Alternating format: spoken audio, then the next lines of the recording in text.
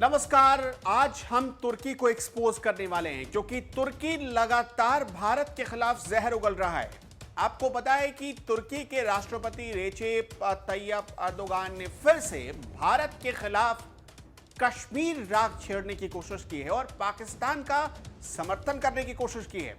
दरअसल संयुक्त राष्ट्र महासभा की बैठक के दौरान अर्दोगान ने फिर से कश्मीर मुद्दा छेड़ दिया, लेकिन भारत कहां चुप बैठने वाला था।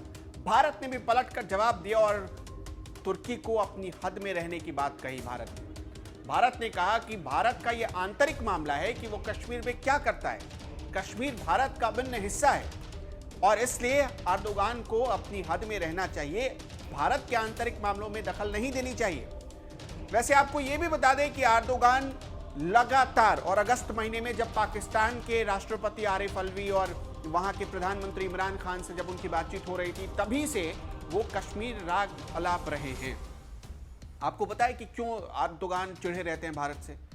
एक तो तुर्की मुस्लिम कंट्री है और दूसरा ये कि प्रधानमंत्री नरेंद्र मोदी जीतने के बाद यानी प्रधानमंत्री बनने के बाद तमाम देशों से बात करते हैं, तुर्की से बात नहीं करते, तुर्की नहीं जाते। इस वजह से तुर्की चिढ़ा हुआ है और तुर्की के राष्ट्रपति अर्दोगान कई मंच पर भारत के खिलाफ जो षड्यंत्र के बीज बोने की कोशिश करते रहे, हर बार वो इसमें फंस जाते हैं। इस बार वो चक्कर में पाकिस्तान के चक्कर में फंस गए हैं और पाकिस्तान के चक्कर में वो यूएन में बेइज्जत भी हो रहे हैं। यूएन में भारत के अधिकारी ने साफ कहा है कि जम्मू कश्मीर भारत का अभिन्न हिस्सा है, आंतरिक मामला है और भारत को जम्मू कश्मीर के बारे में फैसले लेने का पूरा अधिकार है। अर्दोगान को कोई हक नहीं है कि वो भारत के आंतरिक मामलों में दखल दे। यानी एक तरीके से संयुक्त राष्ट्र के उसी मंच पर भारत ने अपनी तस्वीर भी क्लियर कर दी और गलतफहमी भी दूर कर दी अर्दोगान के कि आप इस गफलत में मत रहिए कि कश्मीर बोलकर आप कश्मीर के खिलाफ कोई षड्यंत्र कर पाएंगे या वहां पर कुछ माहौल खराब कर पाएंगे। अर्दोगान ने और क्या कहा, आगे क्या कहा है मैं वो भी आपको समझाता हूँ। अर्दोगान ने कहा है कि कोरोना काल में जम्मू कश्मीर के लोगों पर और अत्याचार बढ़ा है। आपने देखी कोई तस्वीर कोरोना काल में कि जम्मू कश्मीर में अत्याचार बढ़ा। इसी तरह कुछ ऐसे देश हैं जो पाकिस्तान और चीन के साथ मिलकर प्रोपेगेंडा फैला रहे हैं।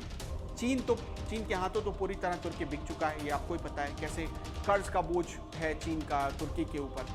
दूसरा ये कि अगर चीन के खिलाफ तुर्की जाएगा तो क्या हालत होगी, इसलिए वो बेहतर समझता है कि खुद को पाकिस्तान के साथ मिला ले या पाकिस्तान की बोली बोलने लगे और इसी चक्कर में अर्दोगान हर बार पिट जाते हैं। इस बार भी जो गलती उन्होंने की है उस गलती के चक्कर में दुनिया के सामने दुनिया के बड़े मंच से शर्मसार होना पड़ा है। दरअसल एक अखबार की रिपोर्ट तो यह भी बताती है कि तुर्की भारत विरोधी गतिविधियों का सेंटर बनता जा रहा है, एपिसेंटर बनता जा रहा है और इसकी वजह से हो ये रहा है कि जो तमाम फंडिंग्स होती हैं वो यहाँ के देश में माहौल खराब करने के लिए वो ज्यादातर अब तुर्की से होने लगी है।